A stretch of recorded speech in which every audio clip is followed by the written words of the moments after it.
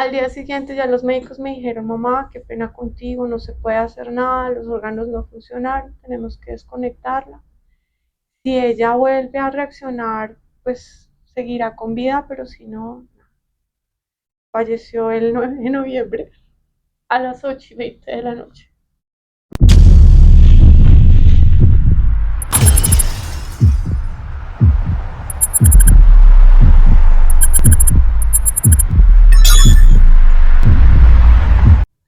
Hola, ¿cómo están? Bienvenidos nuevamente a otro episodio de nuestro canal Voces sin Seguidores. El día de hoy tenemos una invitada súper especial. Hola, Jimé, Hola bienvenida. Susi, ¿Cómo gracias. estás? ¿Cómo te Bien. sientes? Radiante, como siempre. Sí, sí. Bueno, entonces, ¿qué te parece si comenzamos y cuéntanos de ti? ¿Qué haces? ¿A qué te dedicas? ¿Dónde vives? ¿Qué es de tu Okay. vida? Bueno, tengo 42 años. eh, Mi vida básicamente se divide entre mi trabajo como asistente de gerencia en una empresa de telecomunicaciones, y entreno ciclismo eh, en la modalidad de ultradistancia, que consiste en hacer muchos kilómetros en una sola etapa. Vivo en el barrio San Luis, que estaba ubicado en la localidad de Chapinero, kilómetro 5, vía La Calera, un kilómetro antes del Alto de Patios. Ujú. Normalmente siempre, la verdad, siempre me movilizo en bici. Normalmente subo todos los días hasta Patios, luego bajo un kilómetro y subo dos más para llegar a mi casa. Ok, como dice mi hermana, bisuaria completa, ya por fin Sí, aprendí el cien término. por ciento. Bueno, asistente de gerencia, Sí, en una empresa de telecomunicaciones. horario laboral Normal, de normal. 7 de la mañana a 5 de la tarde, de lunes a viernes, descanso los fines de semana. Un fin de semana procuro estar con mi familia, con mi papá y Ujú. mi hijo pequeño, y pues, con ellos y haciendo cosas con la familia. Y pues el fin de semana que tengo para mí, pues trato de irme a entrenar. Ay, tan chévere. Bueno, bisuaria y vives en La Calera. ¿Cuándo? ¿A qué hora sales A para las llegar a tu trabajo? 5, más o menos salgo de la oficina a 5:15, 5:30, dependiendo de lo que me demore cambiando. O sea, sales de tu oficina a las 5:30, te cambias, arrancas en la bici y te vas a Sí, tu es casa. correcto. O sea que todos los días subes patios. Todos los días, todos los días.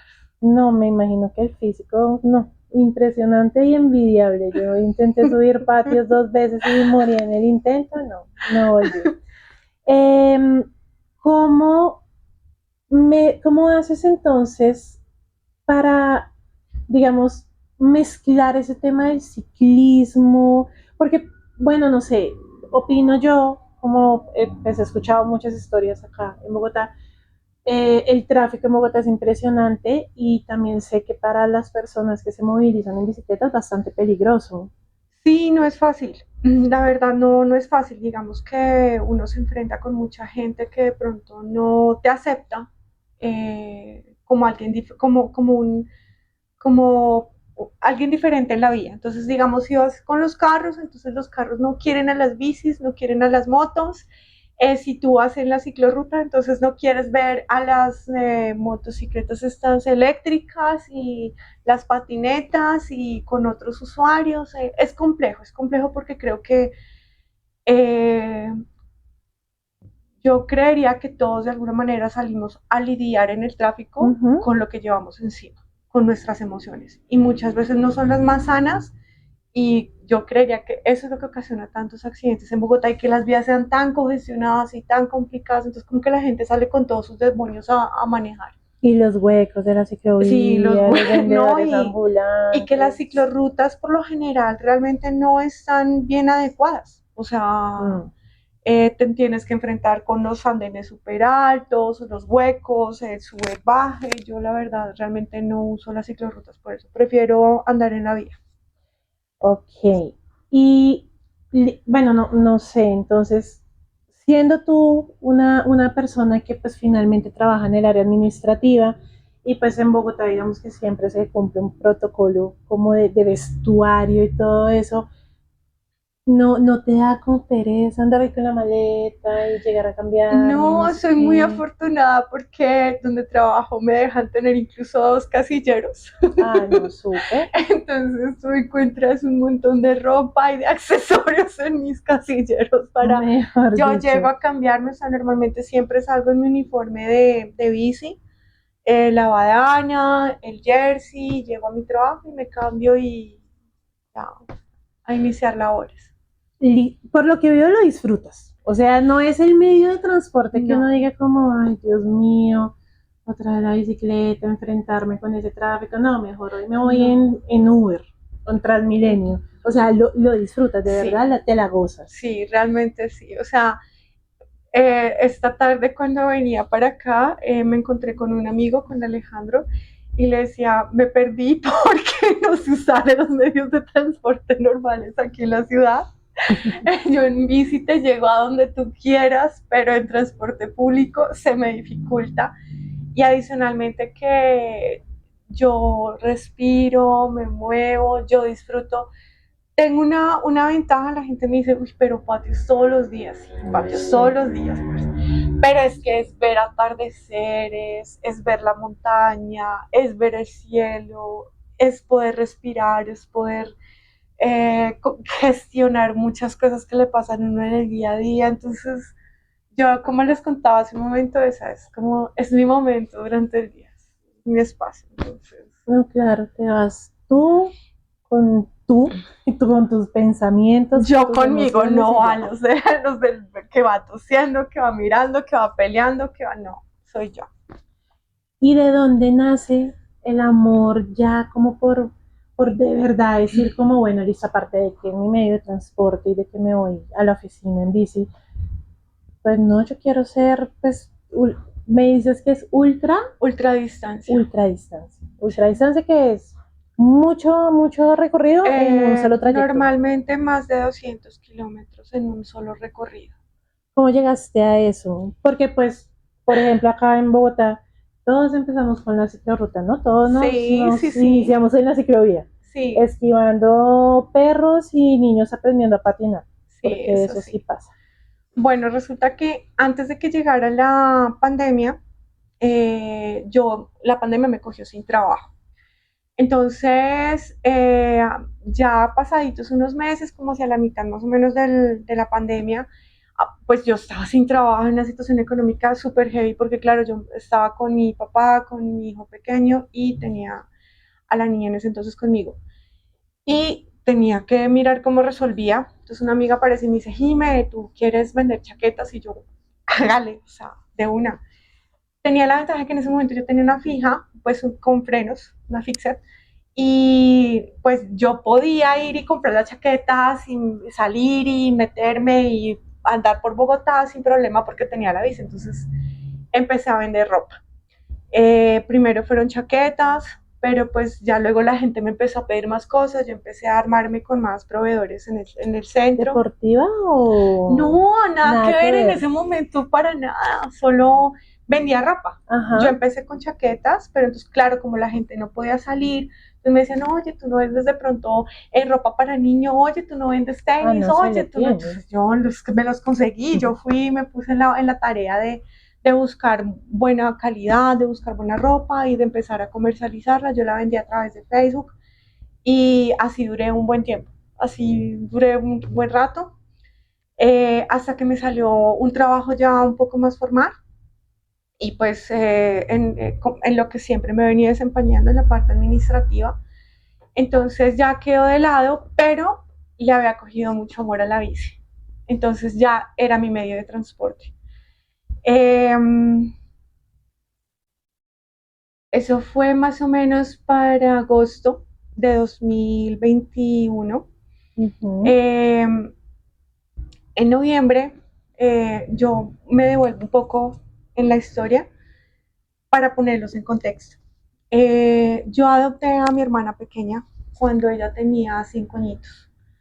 Eh, yo pasé por un proceso muy largo de adopción con el bienestar familiar porque la niña no vivía aquí en Colombia, ella vivía en España. Entonces, mi adopción tuve que pelearla con el bienestar, con servicios sociales de España. Ok. Fue un proceso muy largo, más o menos un proceso como de un año. Yo recibo a la niña, ella se viene a vivir conmigo y yo empiezo a criarla como si fuera mi hija. Ella entra a mi hogar no como mi hermana, sino como si fuera mi hija. Yo en ese momento ya tenía a mi hijo que tenía 6 años, ellos tenían una diferencia de 6 meses, ella era 6 meses mayor que mi hijo. Entonces, lo que era para el uno, era para ella también. O sea, los dos por igual, los dos como si fueran los míos. O sea, si era un cumpleaños, si había que comprar unos cuadernos, si el día de Halloween, que los disfraces y todo eso. Entonces, ella empezó dentro de mi núcleo familiar como mi hija. A mi papá lo llamaba abuelo, que no era su papá, pero pues lo llamaba abuelito, como mi hijo lo llamaba. Eh, Pero yo hago una pregunta. uh-huh. ¿La adoptaste como tu hermana? No, lo que pasa es que en ese momento la posibilidad que me dieron fue una medida de acogimiento familiar. Ah, ok. Pero pues es básicamente, o sea, no, la diferencia es, yo no sé, esos términos legales, porque finalmente yo no podía hacer muchas cosas frente a ella como figura legal. O sea, yo tenía que responder por ella, yo tenía todas las obligaciones que tienes tú con un hijo, Ajá. pero no tenía todos los derechos. A mí me tocó pelear mucho con el Estado para que ella pudiera estar dentro de mi grupo familiar, porque yo tenía que pagarle una UPS aparte, yo tenía que pagarle, era como una afiliación extra, ¿sí? Yo tenía que pagar eso, ella no tenía derecho a estar dentro de mi grupo familiar en la caja de compensación, yo tuve que pelear muchas cosas. Ok. O sea, tú eres la figura que entra y tienes que, todas las obligaciones, cubrirle el colegio, cubrirle la salud, la ropa, la alimentación, todo, pero digamos que cuando tú quieres exigir algo como si ella fuera tu hija, baila. No se puede. No se puede. Entonces sí, tuve que pelear muchas cosas con el Estado. En algún momento yo me acuerdo que ya, digamos, cambia ese valor y como ella pasó a ser una señorita, entonces ya no tenía que pagar los 65.000 pesos, que era más o menos lo que pagaba, sino ya era como 160, 180, una cosa así. Entonces yo me fui con el defensor de familia a decirle, yo necesito que me resuelva esto. Ese señor me hacía ir una y otra vez hasta que un día yo dije, no, mierda, me le senté allá en ese despacho y le dije, No yo me no muevo. me muevo de aquí hasta que usted me firme ese papel. Y el señor no quería que no, que eso no era posible, que era no posible, hasta que un día me dice, mire, ¿sabe qué? Me tiene hasta Se lo aquí. firmo solamente porque no quiero volver a verla aquí. Y me lo firmó. Y así fue como la niña obtuvo derecho a tener, porque claro, como ella no tenía un familiar legal supuestamente, Ajá. o sea, yo sí tenía todas las obligaciones, pero no los derechos para poder defenderla, entonces eso lo tenía que hacer el bienestar familiar. Entonces ya con la firma de ese papel, ella pudo obtener el derecho a tener el CISBEN. O sea, continuando en esta línea, pues, de la historia, Uh-huh. eso significa que, pues, tuviste todo tu proceso para adoptar a tu chiqui. Ya luego yo intenté hacer el proceso de adopción más adelante, eso fue, bueno, después de que mi mamá murió, yo intenté hacer el proceso de adopción, sino que era un proceso muy largo, muy tedioso. Pero entonces digamos que eh, eh, fueron, claro, o sea, muchas las cosas que llegamos a vivir. En algún momento, digamos que para la familia, por parte de mi mamá, fue incómodo que ella me llamara mamá, entonces la regañaban mucho. O sea, y me peleaban a mí, entonces ella se emberracaba y decía, pero ay, ¿por qué la molestan? Entonces, como que optamos por, llámame Jime, para que no tengas ese problema por el tema de que, ay, que por qué le dices mamá, que Y ella llegando a tu vida a los 5 añitos. en ese momento ya llegó a los 6. Ella entra a un hogar de protección social al menor allá en España con 5 añitos. Y a mí me la entregaron con casi 7 debido al proceso tan largo que tuvimos que hacer. Y todo, ¿cómo fue el proceso? O sea, ¿fue como virtual o tú en algún punto viajaste No, para allá? nada, no fue fácil. O sea, realmente fue muy, muy, muy tedioso. Yo no me rendí. No sé, creo que eso hizo que ella todo con lo que tuvo que ver con ella desde el primer momento en que yo me entero que ella venía al mundo, me hizo hacerme más fuerte y no, a no rendirme. Porque cuando ella venía al mundo, ella estaba en España y todo el mundo decía como no, usted nunca la va a conocer, o sea, usted no la va a ver y yo decía, yo algún día la voy a tener en mis brazos, yo algún día la... Ay, Yo veía mis cumpleaños y cada deseo de cumpleaños era tenerla, poderla abrazar y se dieron las cosas. Pero no fue fácil, yo me entero que mi mamá es recluida en una clínica de tipo mental por unos problemas psiquiátricos que ya estaba manejando. La niña pasa a un hogar de protección al menor y para ellos es como ustedes son inexistentes. O sea, yo entro a decirles, miren, yo estoy acá, pero ellos me decían, no, usted no puede hacer nada porque pues usted está allá. Entonces yo empiezo a buscar ayuda, voy hasta el bienestar familiar y lo que me dicen en el bienestar familiar es, no, lo que usted quiere hacer no es posible. Y yo decía, es absurdo que no existe alguna forma de que yo pueda acceder a ella. Yo soy la hermana, yo quiero tenerla, yo quiero apoyarla. ¿Cómo es que me dicen que no? claro. Pues resulta que dentro del bienestar familiar, no sé cómo funciona ahora, pero en ese momento yo llegué, fue como a la parte de la dirección principal y las que me atendían eran como asistentes de la entrada. Entonces todos me decían, no, eso no existe, lo que usted quiere es imposible. Y a mí cuando me dicen que algo es imposible, yo lo único que pienso es quiero ver cómo lo voy a lograr. Cerca. Yo terca, sí, necia. Entonces me tomé la tarea de ir, de volver, volví al día siguiente, hasta que di con un ángel. Llegué a la dirección, eso se llama connacionales. Resulta que es un área del bienestar familiar que se encarga precisamente de esos casos donde los niños que están en otros países, digamos, por ejemplo, como en este caso que mi mamá fue recluida en una clínica mental o que sus padres fallecen o se quedan solitos, pues que un familiar de su tierra, de sus padres, pueda pedir y abogar por ellos. Igual es la familia, ¿no? O sea, Exactamente, pero Male, por ejemplo, en este caso, ella iba a dar, sí, y ella iba a entrar allá como a ser dada en adopción, ajá. porque supuestamente según ellos no había un familiar que pudiera reclamarla. Entonces, ya yo llego con esta persona, ella se llamaba Janet Alemán, una persona a la que recordaré toda mi vida porque me ayudó muchísimo. Cuando ella me dice, ¿cómo así que te dijeron que esto no era posible? Y yo, mira, ahí en la entrada todas esas brujas me dijeron que no.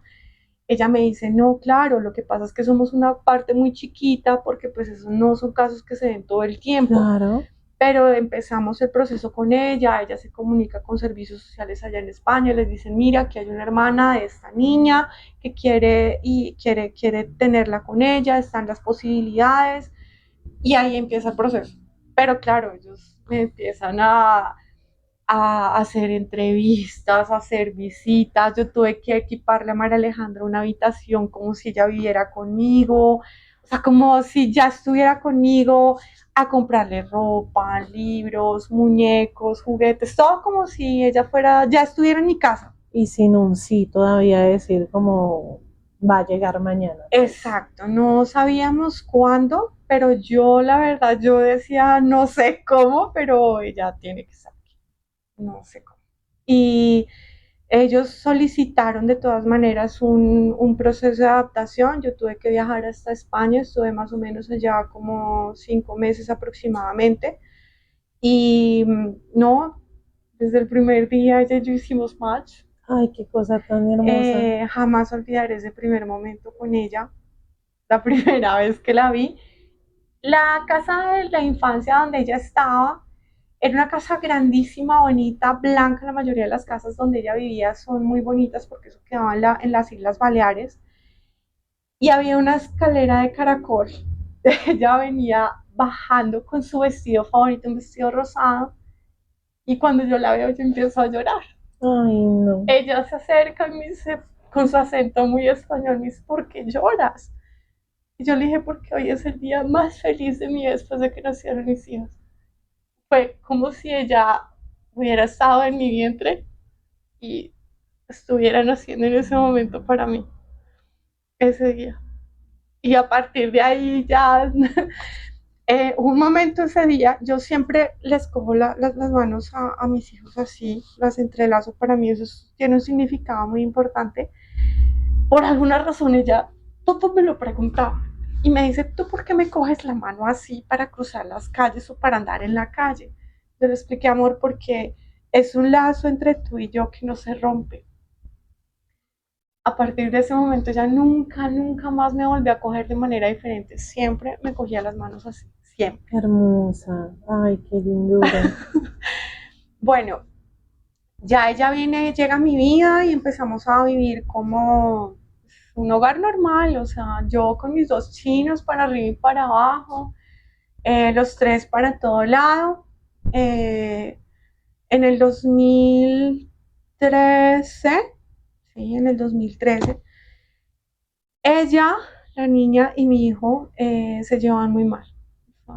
¿Cuántos Ya años tenían tenían como ahí? 10, 11 años, no me acuerdo bien. Ya preadolescentes Sí, sí. intensos. Y en ese momento yo tenía a mi hijo chiquito, a Martín, estaba, era una pulguita, pero ellos los grandes, Male y Ángel, se llevaban muy mal, entonces optamos con el papá porque el mayor se fuera a vivir con él y yo me quedaba con la niña y con el Ujú. niño. Pues de hecho sí me quedaba muy pesado porque pues ser mamá soltera y tres chinos no es fácil. Pero ella me apoyaba mucho, muchísimo, muchísimo. Me dio muy duro la separación con mi hijo, me dio durísimo y quien me vino a mí a lidiar fue ella. Ella me cuidaba, ella estaba pendiente de mí, ella dormía conmigo y con el niño. Ese año muere mi mamá el 29 de diciembre. Ella regresa de España y 3 meses después fallece.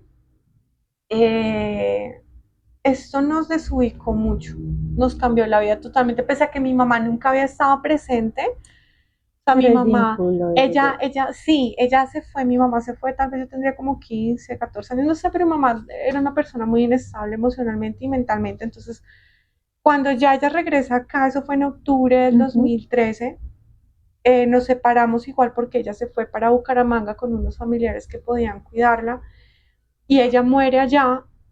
Yo en el momento en el que murió mi mamá, yo pensé que a la niña, o sea, la niña no mostró ningún, nada, o sea, era como, sí, volvió mi mamá, pero pues, Pero bueno, no sé, o sea, finalmente ella llegó a tu vida, llegó aquí al país cuando tenía 7 añitos.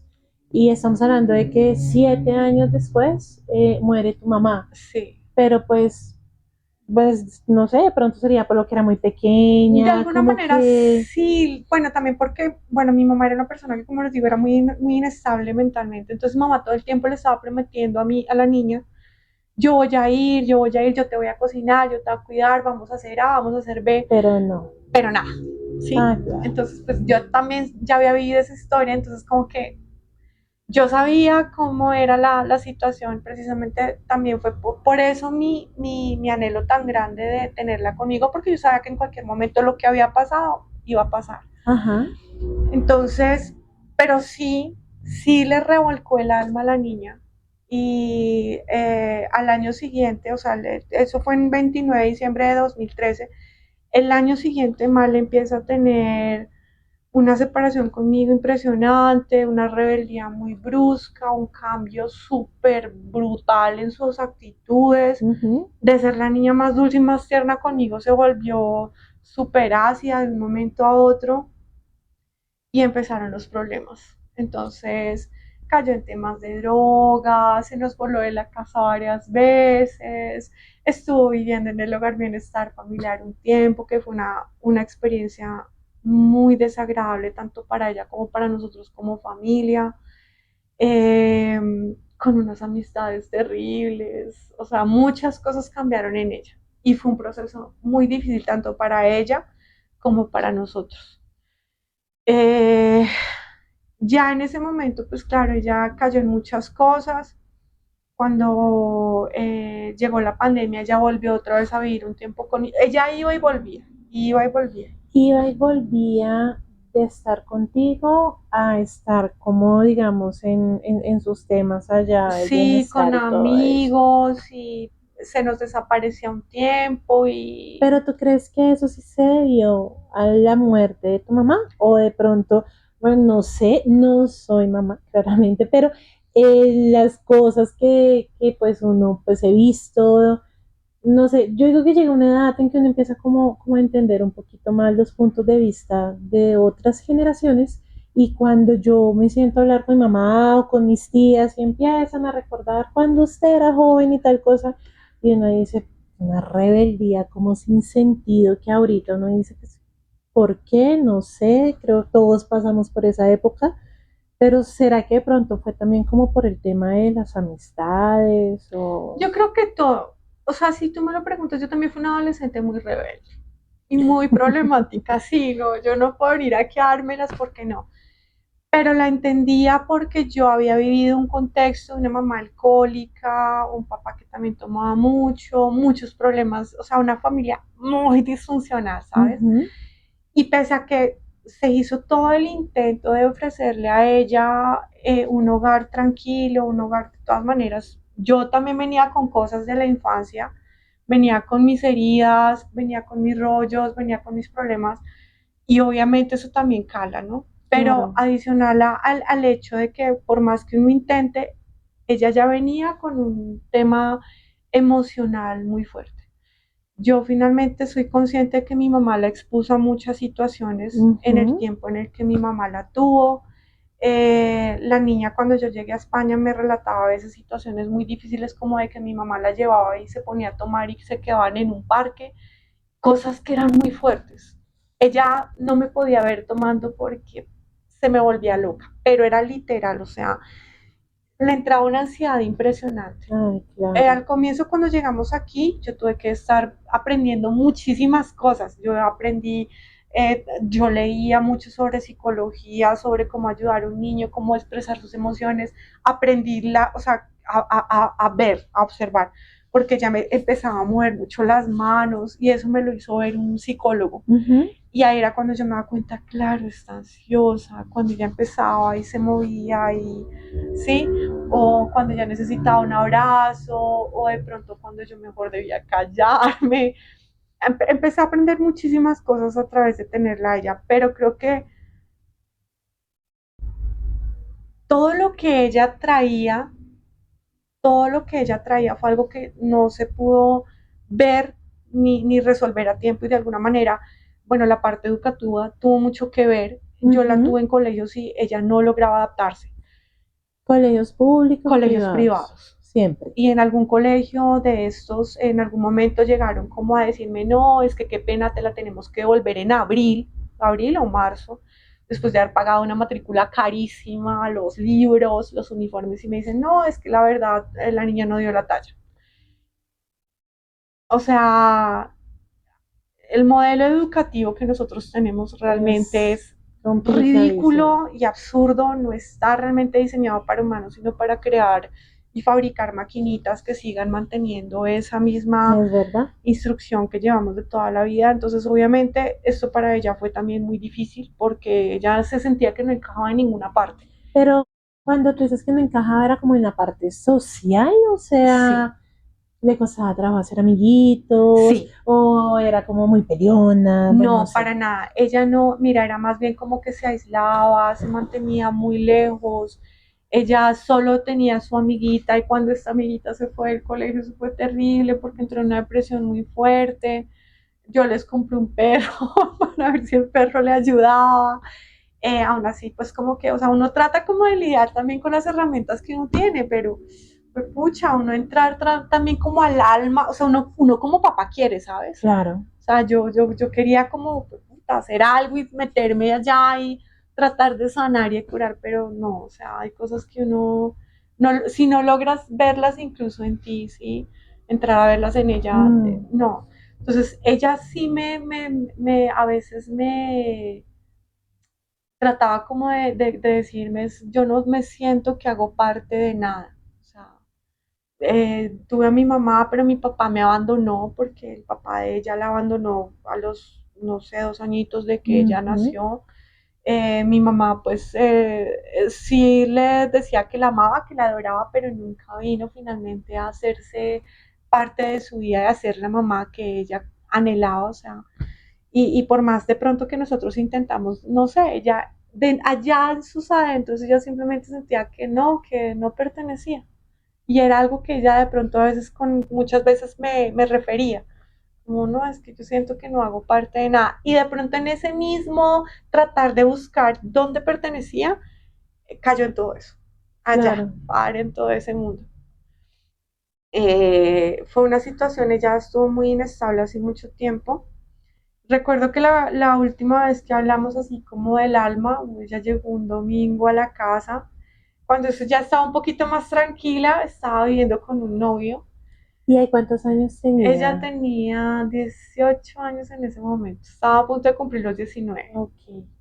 Y ya cuando eso yo mantenía en la bici todavía, porque ya trabajaba en ese tema de lo de la mensajería y la compra de ropa. Ella llegó ese domingo, nos pusimos a hablar y me dice que estaba tomando mucho. Y yo, amor, pero pues tú ya sabes que eso no conviene, que eso hace daño. Nos pusimos a llorar las dos. Ella me dice, sí, yo voy a tratar de dejarlo, pero sí la sentía muy desubicada.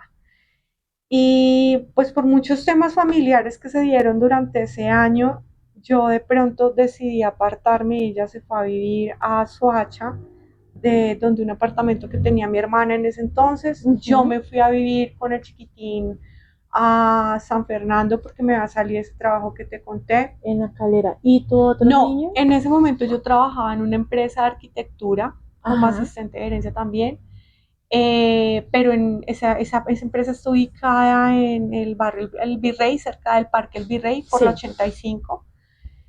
Mi papá se fue a vivir con la niña ya en ese apartamento, entonces yo me voy con el chiquitín para el barrio San Fernando. ¿Y tu otro chiqui se fue Ah, con el no, él ya papá vivía y con el papá, ya sí, él bien? ya allá estaba haciendo su vida de alguna manera, o sea, ya, pues yo mantenía la relación con él, pero no Exacto. éramos, o sea, como que en ese momento la división entre él y yo también, o sea, él como que en sus cosas y pues yo con los dos niños a veces se dificultaban. Y claro, cuando entraron todos estos problemas de Male, se volvió muy difícil, o sea, difícil mantener una paz, como una tranquilidad en general, ¿sabes? Porque todo el tiempo era como esa constante de dónde estará, con quién estará. ¿Qué estará Hubo momentos haciendo? donde me acuerdo tanto en una ocasión que yo estuve a punto de ir a meterme en la L, bueno, Mm, donde era el Bronx, para ir a buscarla, que no aparecía. porque no aparecía, se nos había volado y lo que nos decían los amigos que eran por allá de la Victoria era que, pues, que probablemente estaba allá. Entonces yo le comento a un amigo y él me dice, no, tú estás loca, no puedes hacer eso. Y yo digo, bueno, está bien, me detuvo, afortunadamente la niña apareció después y ya me calmé, pero pues era un carrusel todo el tiempo como de De esos entonces, sí. emociones.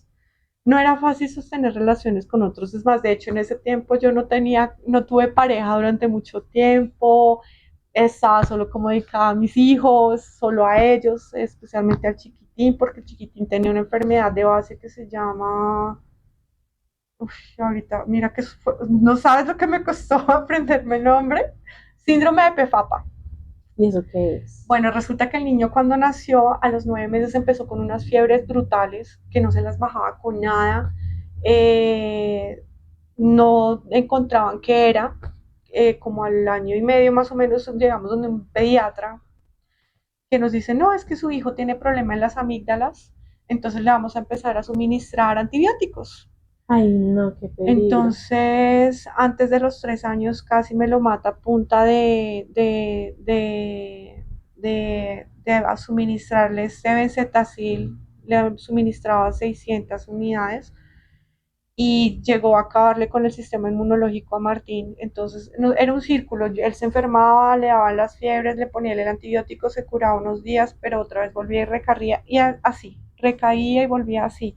Y estuvimos más o menos como 2 años así. Entonces yo trabajar para mí era complejo, estar atendiendo la situación de la niña y del bebé era difícil al mismo tiempo, o sea, fueron muchas cosas en ese momento que tampoco permitieron de pronto que la relación con mi hijo mayor fluyera bien. Y eso que te digo, o sea, que yo mantenía angustiada, preocupada, ¿qué vamos a hacer? ¿Dónde la busco? ¿Por qué se fue? ¿Qué hago? ¿Cómo soluciono? Porque uno siempre quiere entrar a controlar todo, ¿sabes? Y de mamá soltera uno es controlador. Entonces, ya finalmente en ese momento con ella, pues yo ya había como porque tuve que recibir mucho apoyo psicológico para ese momento. Claro. Y una de esas psicólogas me dice, mira, mamá, tú has intentado hacer todo lo posible, pero ya es momento de que tú la dejes a ella tomar sus decisiones, para bien o para mal. Y pues ya 18 años, sí. Ya no puedes hacer nada. O sea, ya ella legalmente puede hacer lo que guste, ya tú no puedes entrar a decirle nada. Entonces yo le decía, pero es que si le pasa, mamá, tú no puedes evitarlo. Lo que para uno es duro, o sea, que tú digas, mierda, y si me llaman y que la cogió un carro que está por allá drogada, o sea, te imaginas un chingo de cosas horribles. O sea, lo peor que tú te lo imaginas, tú te montas unas películas. Entonces ya cuando ella me dice, mira, puede pasar, puede pasar, puede que no. como puede que no, puede que sí. O sea, la realidad, ¿cuál es, Susi? Que es una persona que no mide la consecuencia de sus actos para consigo mismo, ¿sí? O sea, está metido en miles de cosas que por ir a consumir o por lo que sea, de pronto va a terminar en situaciones que no le pueden brindar nada bueno, ¿sí? Ajá. Y eso fue lo que pasó, Susi, eso fue lo que pasó. Ella tenía un novio con el que pues tenía una relación muy inestable. Yo estuve un tiempo separada de ella porque yo necesitaba como respirar porque habían sido bien. muchos años de estar en una bajo presión, bajo la preocupación, bajo la angustia. Para ese entonces ya Martín había logrado superar la enfermedad porque fuimos afortunados y en el momento en el que el niño casi pierde la vida debido a que toda la cantidad de antibiótico que le han suministrado, que fue una noche que llegamos a la clínica de los Nogales, lo del Nogal, y me dice la doctora, mamá, todos me miraban como si ya estuviera en etapa terminal.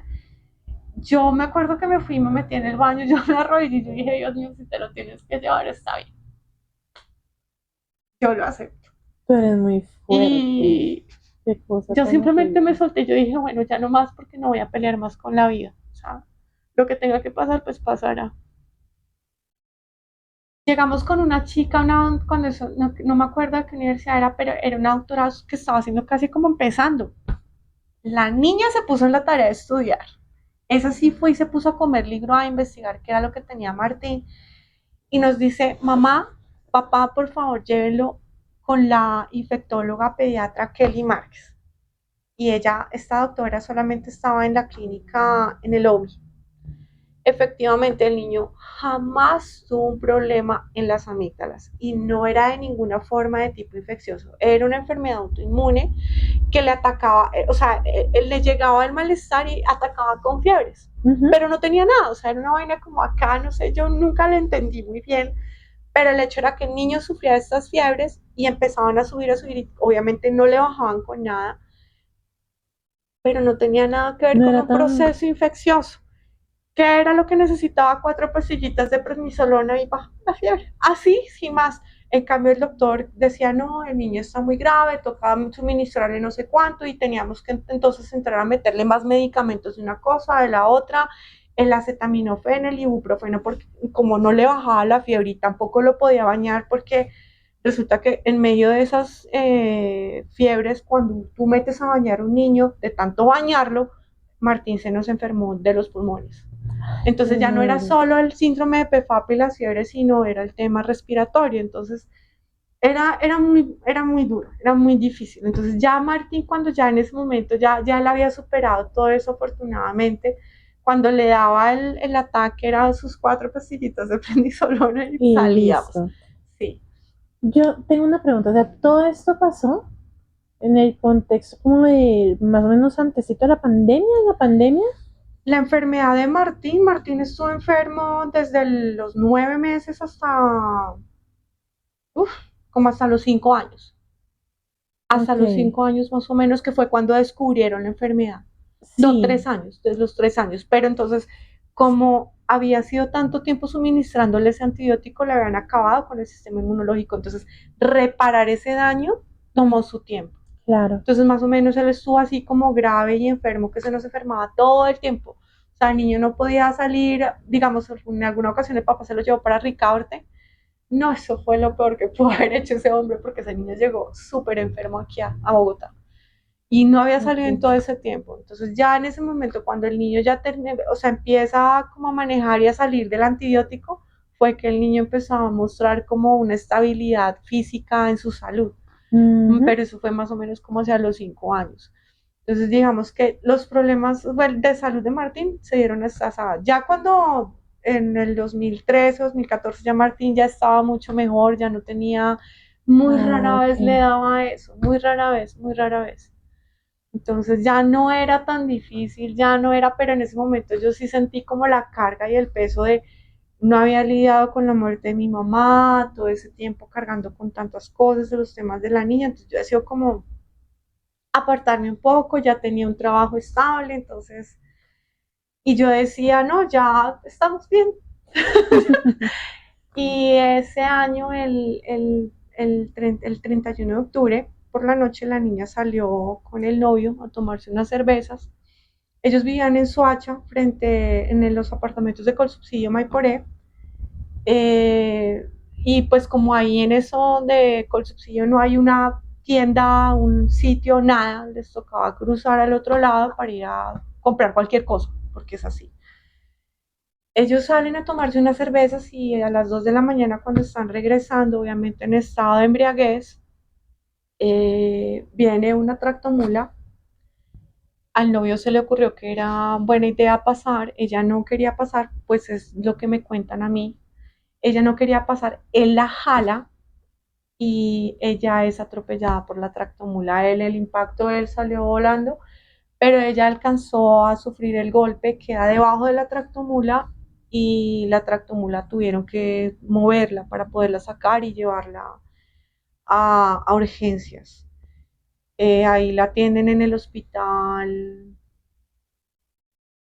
un hospital que queda ahí en Soacha, una clínica. Ni Eh, Eso fue hacia las 2 de la mañana del 1 de noviembre. A mí no querían avisarme, no querían contarme. Ese fin de semana Martín estaba con el papá y yo estaba con un amigo almorzando cuando me llama mi hermana y me dice, Jimena, María Alejandra sufrió un accidente. Yo creo que jamás voy a olvidar ese momento de mi vida porque uno a veces piensa que, no sé, uno da por sentado todo, sí, ¿sabes? eso sí es Tú das verdad. por sentado. Y yo en mi cabeza, yo creía que ya había aprendido con la muerte de mi mamá, porque la muerte de mi mamá fue otra situación en la que ella estaba bien, tenía una gripa, la habían internado en el hospital porque no se sentía bien. Eso fue hacia las 3 de la tarde, le dijeron a mi tío que se podía ir porque ella estaba bien. Y oh sorpresa que a las 11 de la noche me llaman y me dicen, tu mamá sufrió un paro cardíaco, luego un paro respiratorio o al revés, no sé cómo fue el caso, es que tu mamá murió. Pues esas noticias son No, horribles, yo o me acuerdo que en sea, ese momento yo pellizcaba las paredes, o sea, imagínate, yo pellizcaba las paredes, yo no, o sea, yo parada y yo sentía como si el esqueleto se me estuviera derritiendo uy, no. y no, yo no asimilaba lo que estaba pasando. Y según yo creía en ese momento que yo ya había aprendido muchas lecciones con la muerte de mi mamá, pero no, o sea, no. Fue en ese momento donde realmente ya vine de verdad a aprender. Entonces nosotros damos la vida por sentado, nosotros creemos que tenemos, tú dices hasta mañana, Sí, marica, tú no sabes si ahorita yo salgo, me coge un carro, me da un infarto, perdón, pero es así, es ¿sí? verdad. Es así. Y decimos siempre, no, después te llamo, después digo lo que siento, después te abrazo, después, pero después no existe. Entonces, en ese momento cuando me llaman, yo me quedo sin suelo. Mira, tanto así que yo en ese momento, yo lo único que pensé es, yo sé que si me cojo un colectivo para Soacha, yo viviendo ahí en San Fernando, la 72 con 24 más o menos, estaba, Yo dije, me voy a demorar como 2 horas, no, yo me voy para la casa y cojo la bici, o sea, Ah, en ese ok. estado en el que estaba, yo quedé súper en shock, pero yo no, entonces, menos mal yo estaba con una persona y esa persona me dice, no, espérate, cálmate.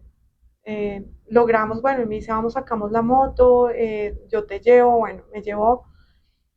Yo llego al hospital y yo no entendía, yo no sabía porque lo único que me dijo mi hermana fue, María Alejandra sufrió un accidente, pero yo no me imaginé que, y mi papá no había sido capaz de llamarme porque él pensó que no era tan grave. No, yo ahí sí hago un paréntesis. Digamos que, pues nosotros aquí pasamos una situación también dura. Y recibir la noticia es horrible, horrible. Pero dar la noticia Más duro. es peor, porque Sí. de verdad que uno no tiene las palabras, o sea, uno en ese momento de shock, ¿cómo hace para explicar? No, imagínate qué pasó tal y tal. No, acaba de pasar un accidente, no debo sentarla.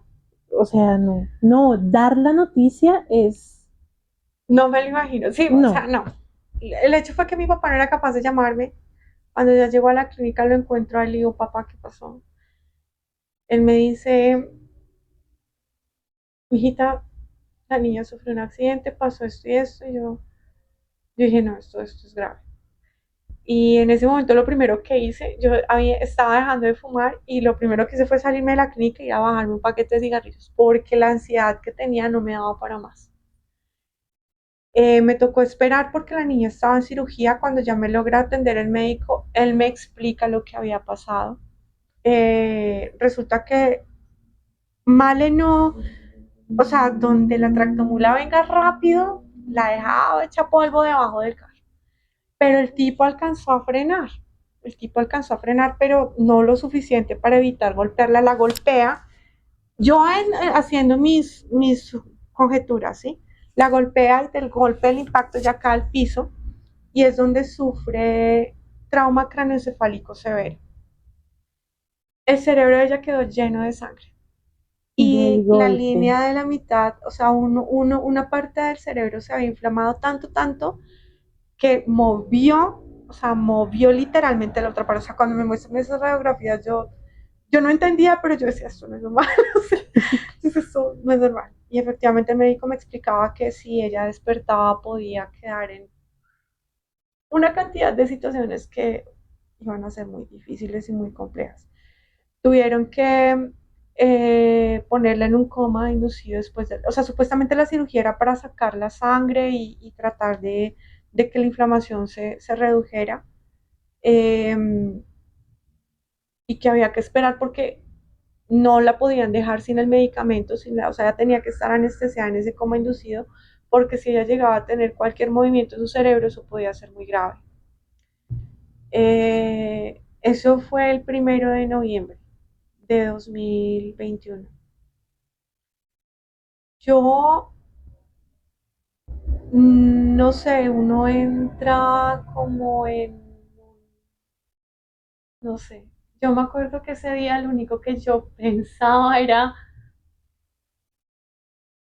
¿qué voy a hacer si no abre los ojos? Era un miedo horrible. Yo nunca sentí tanto miedo en mi vida como en ese momento, porque vi la seriedad de las cosas, era grave lo que había pasado. No me dejaron verla por todo este tema del COVID.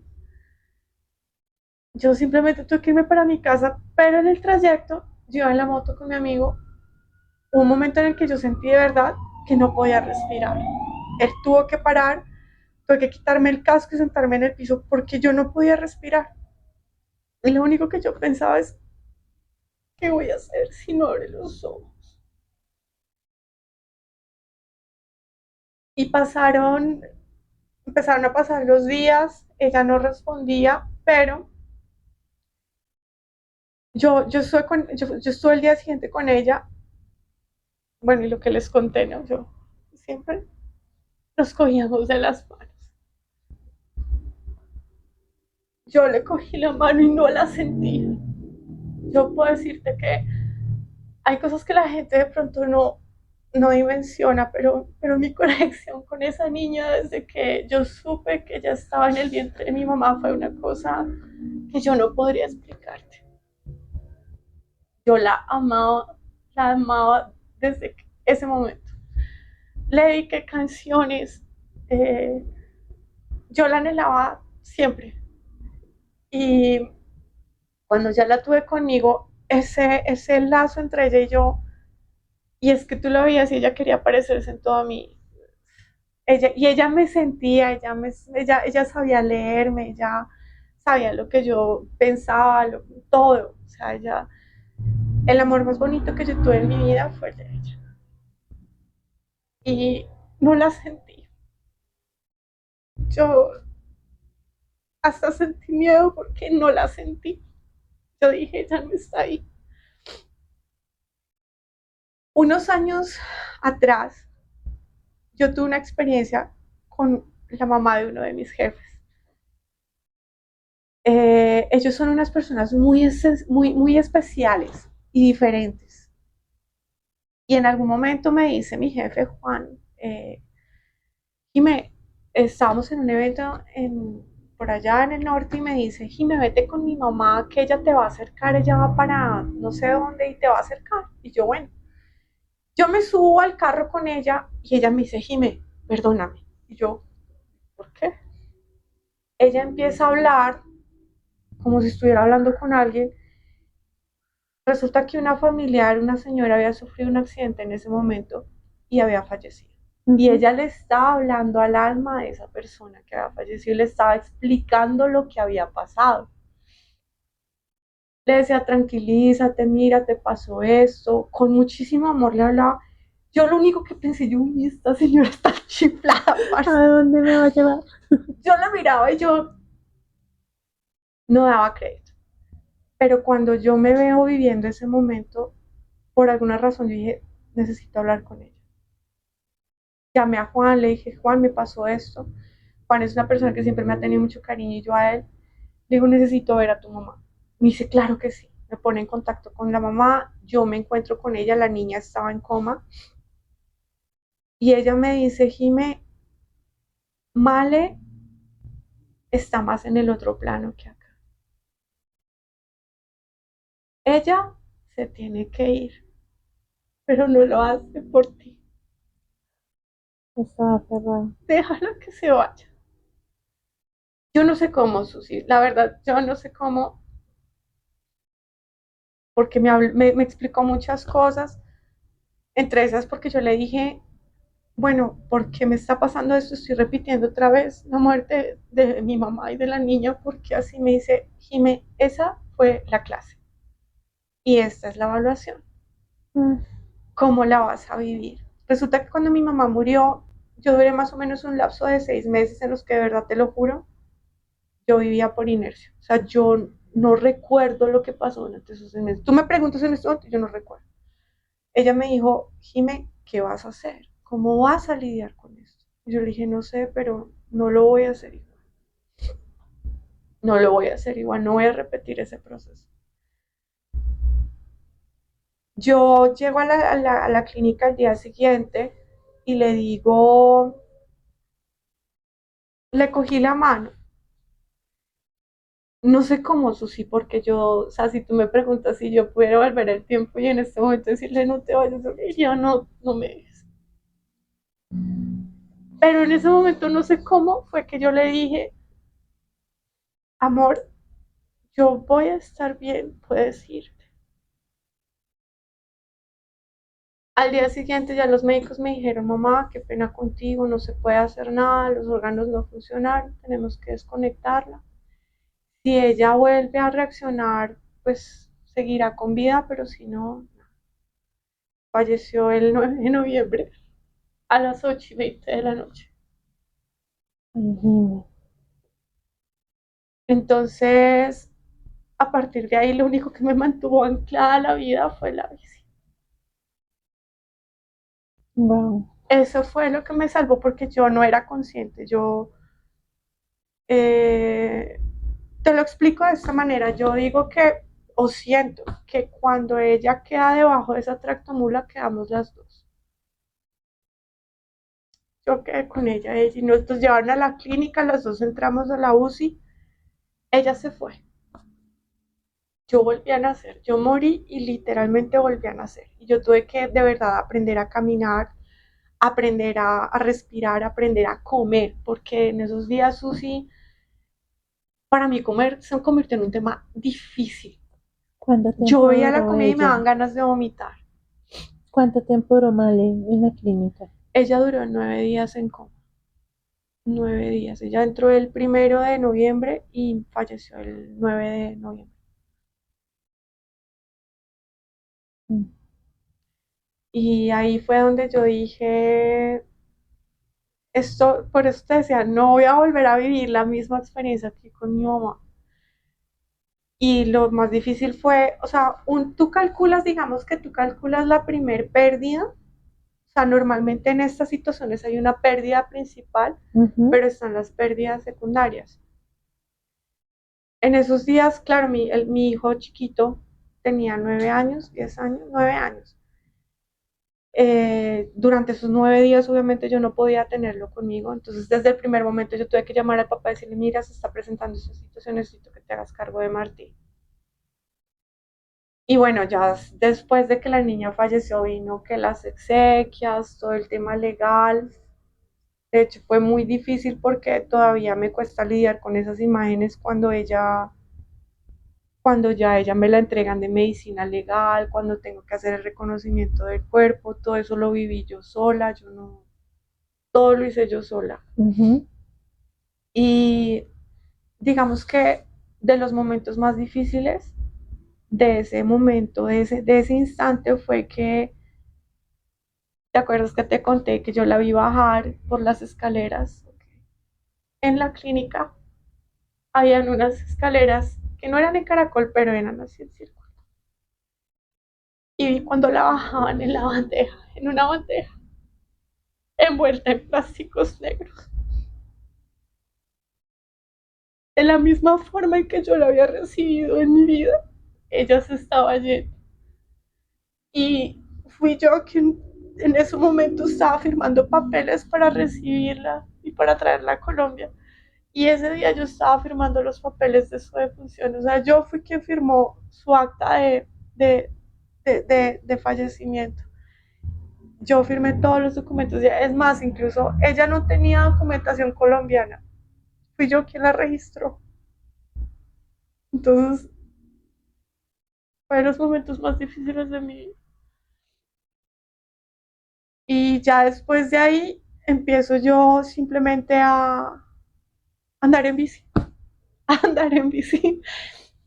Yo estuve tratando de tener acceso a psicólogos y todo eso, pero pues por las EPS. No, eso es terrible. No, no, Definitivamente nos Susi, ha eso. pasado, es una tragedia todo No, esto. conseguir una cita era súper difícil, entonces yo dije: no, yo no me puedo hundir en esto, pero era muy difícil. O sea, los primeros 8 meses de la muerte de ella, yo estuve como entre sí, ¿no? Yo llegaba todos los días a llorar a mi casa. Martín se había ido con el papá. Él no quiso regresar a vivir conmigo. Los días que él estaba conmigo, yo lloraba todo el tiempo. Claro, pobres. Y de 9 añitos me dices que Sí, tenía. entonces ya no fue solamente el hecho de la pérdida de la niña, Ujú. ¿sí? Sino que también mi hijo se había ido. Pero ese fue porque él dijo, no sé, le dijo, no papá, mi mamá está muy triste. No sé, O creo que fue, estaba más atractivo allá, estaban esperando una niña, Amaca, la hermanita. ujú. Además estaba el hermano, entonces pues yo, bueno, esta señora también en su momento me habló y me dijo: mira, Jimé, tú desde que te volviste mamá, tú te dedicaste a ser mamá. Me dice: ¿tú quién eres? Y yo no tengo ni idea quién soy. ¿Qué te gusta? No, no sé. Mira, no sabe ni qué me gustaba comer, Susi. Yo sabía lo que le encantaba a cada uno de mis hijos, pero no que le gustaba. Yo sabía lo que le gustaba, lo que no le gustaba, cómo le gustaba, pero yo no sabía nada de mí. O sea, yo básicamente como que en el momento que llega mi hijo mayor, yo me dediqué fue a ser mamá. O sea, Ok. yo me convertí solo en mamá. Entonces como que no tenía esa dimensión sobre mí misma. Entonces, cuando Male se va, yo vuelvo a nacer y tengo que empezar a conocer. y a descubrir quién era yo y qué me gustaba y qué no me gustaba. Y pues ya tenía mucho tiempo libre porque ya no tenía, o sea, mis días eran levantarme a las 4 de la mañana, correr con loncheras, maletas. Yo salía literal con el bebé cargado, la pañalera, mi lonchera, la lonchera de él, y con la Y niña la corra. despedía y corre. Eso sí, salía corriendo del trabajo y llegaba a la casa y yo llegaba, a veces los encontraba bien, otras veces eran escándalos caóticamente hermosos, de mamá, es que me hizo mamá, es que la tarea, mamá, es que qué vamos a comer, mamá. Entonces era llegar otra vez y bueno, la cena, el almuerzo, el uniforme, las maletas, todo así. Pero nunca me detenía como a pensar en mí. Y los fines de semana, que los niños iban con el papá y mi hermana se llevaba a la niña, yo me dedicaba a hacer oficio. O sea, entonces llega ese momento donde ya yo estoy sola.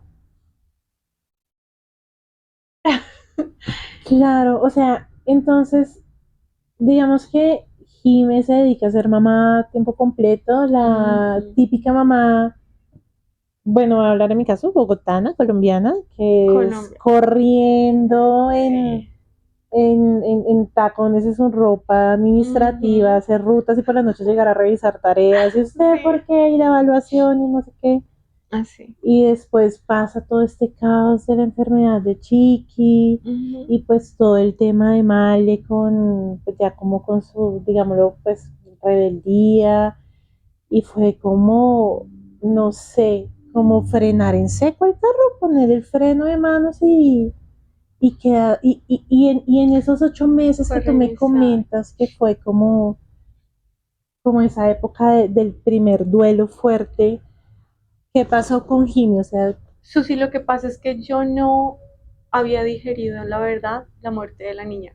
Claro, ¿cuál fue el problema ahí? Que cuando viene la familia y tenemos este enfrentamiento, porque fue un enfrentamiento fuerte donde ellos no les parecía correcto que la niña me viera como mamá, porque según ellos ella tenía a su mamá, entonces se volvió la hermana, ¿sí? ujú, Entonces, sí, después de tantos problemas, incluso legales, era la hermana.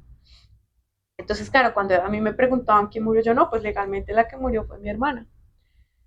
Yo estaba saliendo con una amiga en esos días y ella me dice, uy, parce, qué fuerte, o sea, solamente tú sabes. Yo no, yo realmente creo que no me había sentado, para mí era difícil en ese momento, yo no había querido mirar fotos de la niña. claro. Y yo todo lo que tenía que ver con ella traté como de bloquearlo. Y esta mujer viene y me dice, uy, Jiménez, que solamente tú sabes cuántas veces ella habrá comido de tu plato con tu cuchara. Pues sí, eso fue, ahí entendí. Es que yo no había perdido a mi hermana. O sea, la que se había ido no era mi hermana, era mi bebé, ¿verdad? Y era mi amiga. Ella me conocía. Ella era la que me cuidaba. Cuando mi mamá murió fue ella la que me acompañó en el duelo. Cuando Martín se enfermaba, era ella quien, Jime, ya comiste, Jime, te preparo, Jime, ¿quieres esto? Ella, en algún momento, yo tuve un novio que me puso los cuernos y ella se dio cuenta.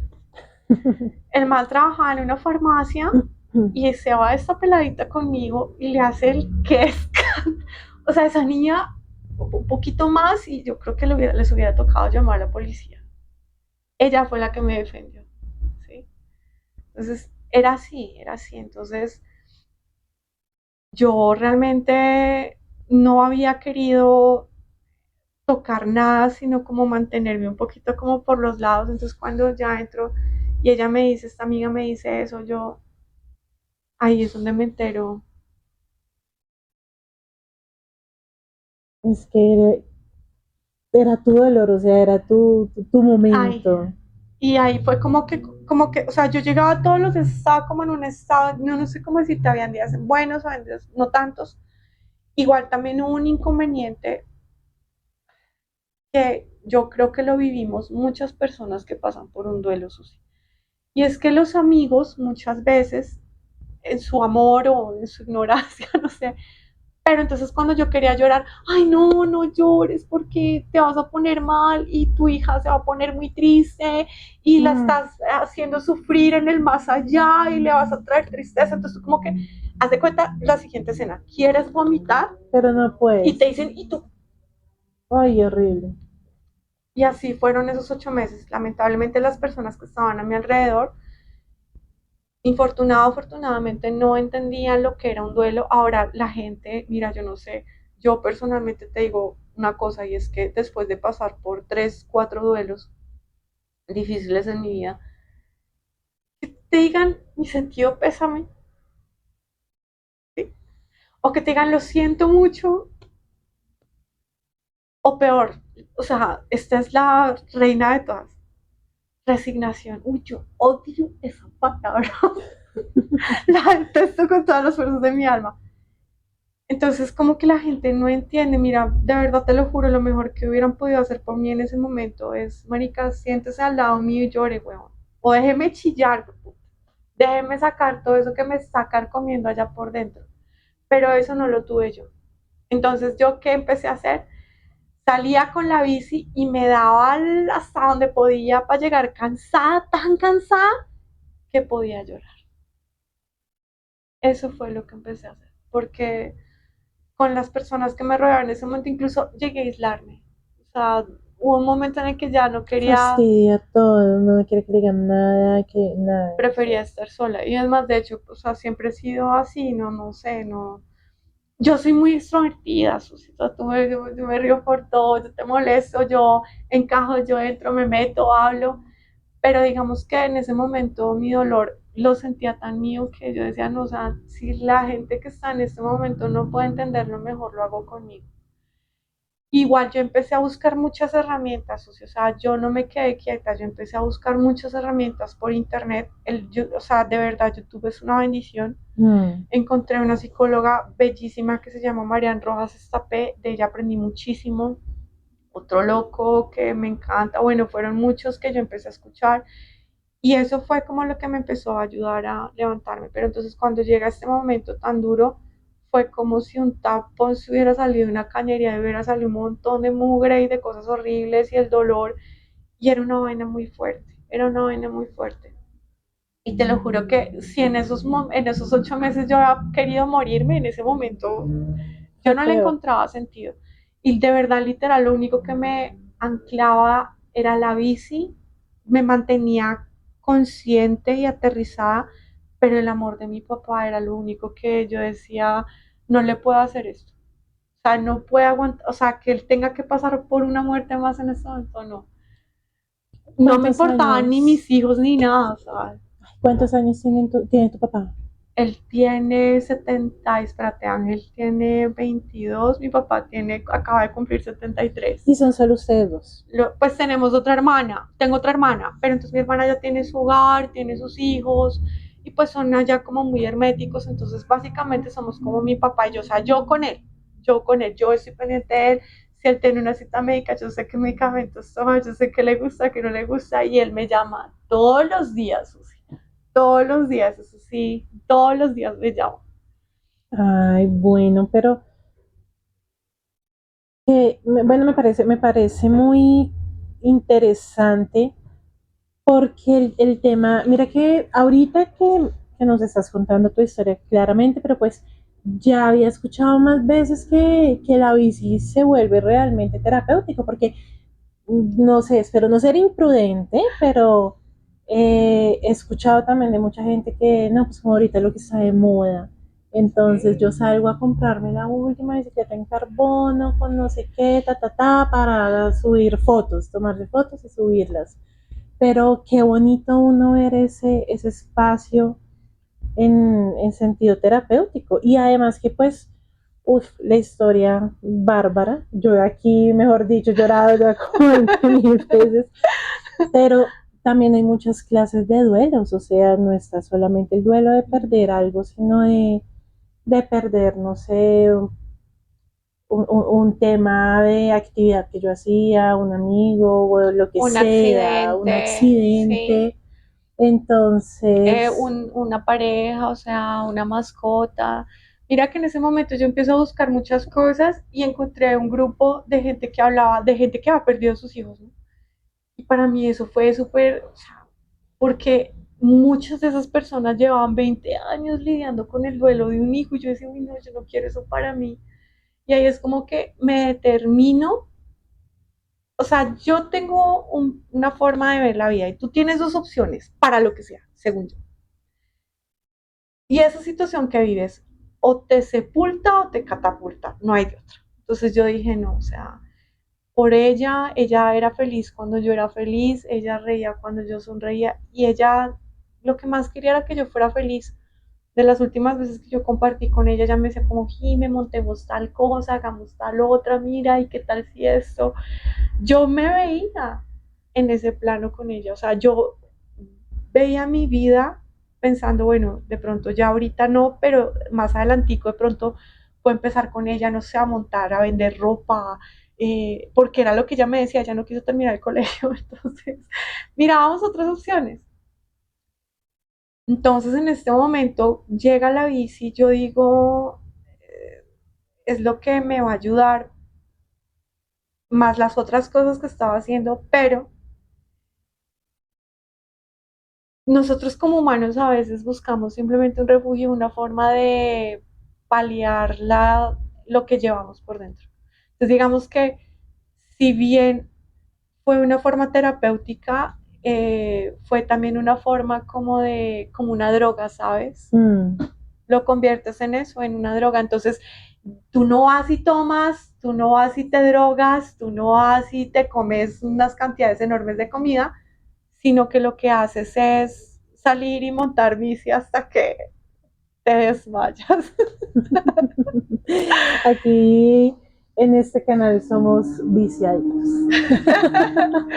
Entonces, yo empiezo a hacer recorridos largos de 200 kilómetros, de más, ya llegué a un punto en que me fui hasta Letra sola, y como que yo seguía y seguía dándole, pero no, aquí adentro muchas cosas no estaban bien, ¿sí? O sea, y fue cuando de pronto, eso fue en diciembre, en noviembre. Ah, bueno, me accidenté. Eso fue el 3 de octubre de 2023. Iba muy rápido y me fracturé la clavícula.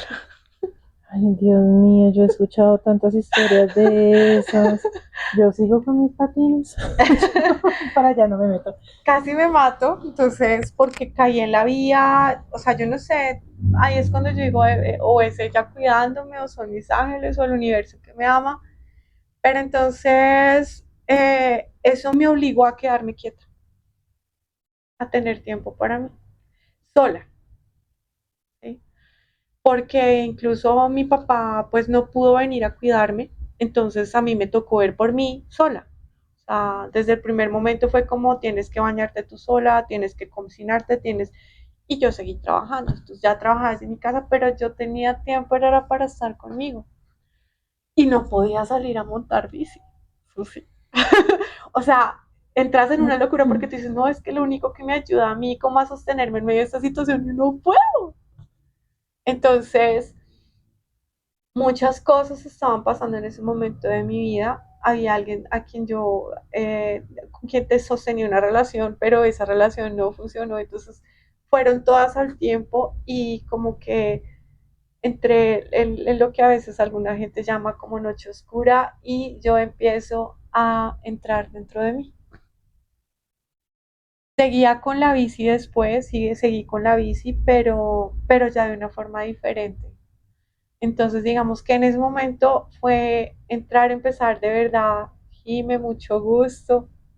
¿Cómo estás? O sea, ese tiempo, cuando uno dice estoy solo, pues voy a aprovechar a hacer así, voy a aprovechar a que tengo que arreglar esto, que tengo que hacer Que esto, el que no sé perro, que el qué, gato, que las cortinas.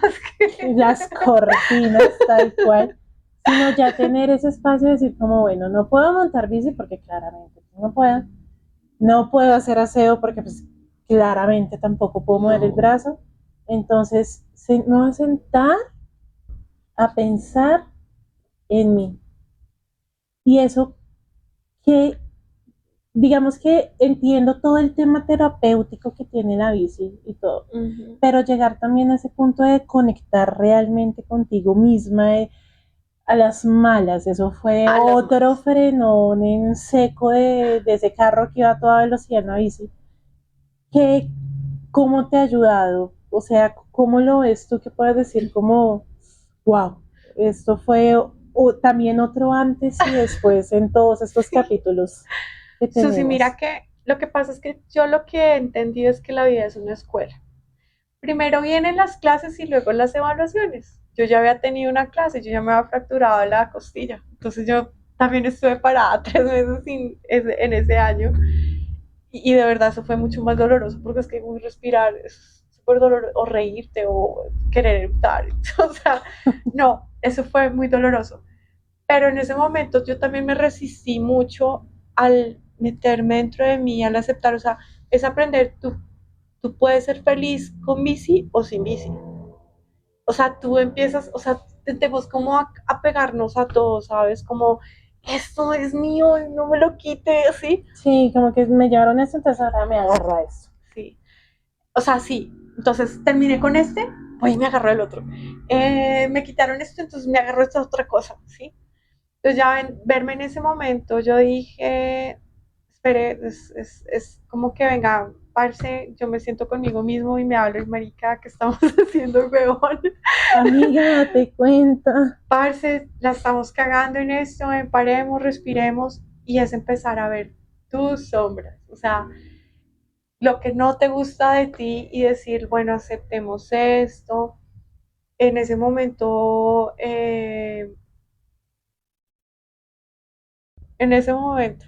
yo solté a Mal. Gracias, de verdad, Jimmy, gracias por contarme, bueno, por contarnos a todos esto.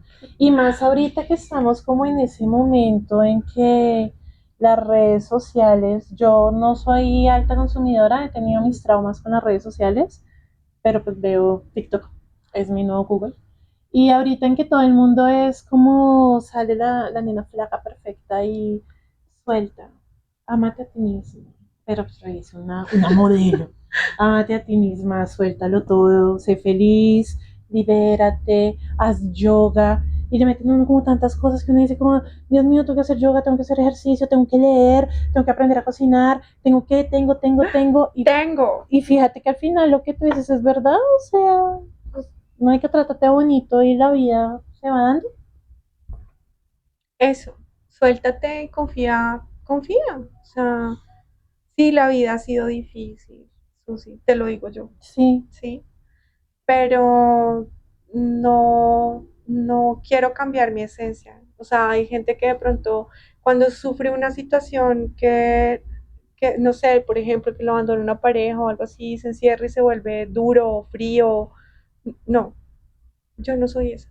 A mí me gusta amar, a mí me gusta abrazar, besar, no sé.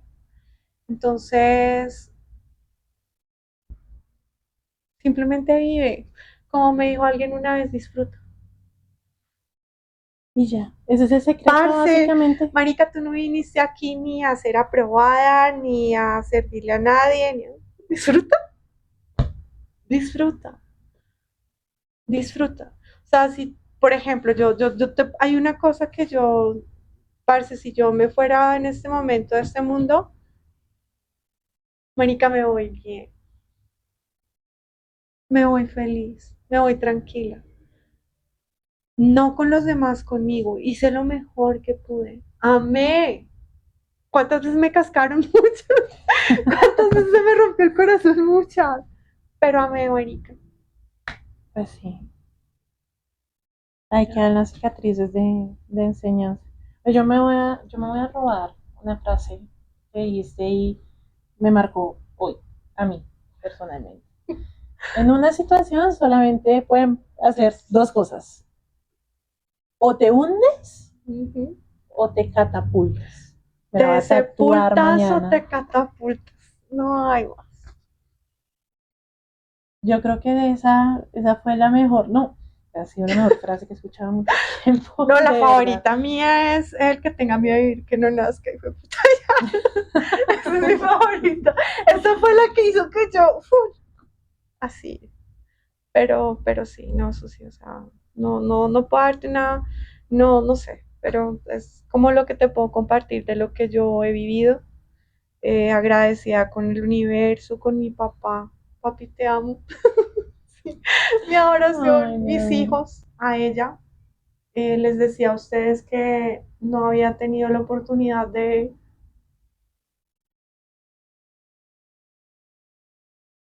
Ella me enseñó el amor incondicional, siempre a pesar de que yo me enojaba o me emputaba y de verdad brava con ella. Ella volvía. Entonces, les puedo asegurar que soy quien soy en parte gracias a ella, a su amor. Su amor ha sido lo que me ha mantenido acá y a no rendir. Todo el proceso con ella fue una tarea de aprender a no rendir. Y no me puedo rendir ahora, qué pena. No, Ya pero después de ya todo que. esto. Pero Male, te amo con toda mi alma. Te amaré toda la vida, mamacita hermosa. Siempre. Jime, gracias por esa historia tan bonita. De verdad, todos los aquí presentes sé que aprendimos un montón de cosas. Y pues créeme que te entiendo en cierta forma. Digamos que todos tenemos nuestras males, nuestras paulas en las vidas. Entonces es un constante aprendizaje, ¿no?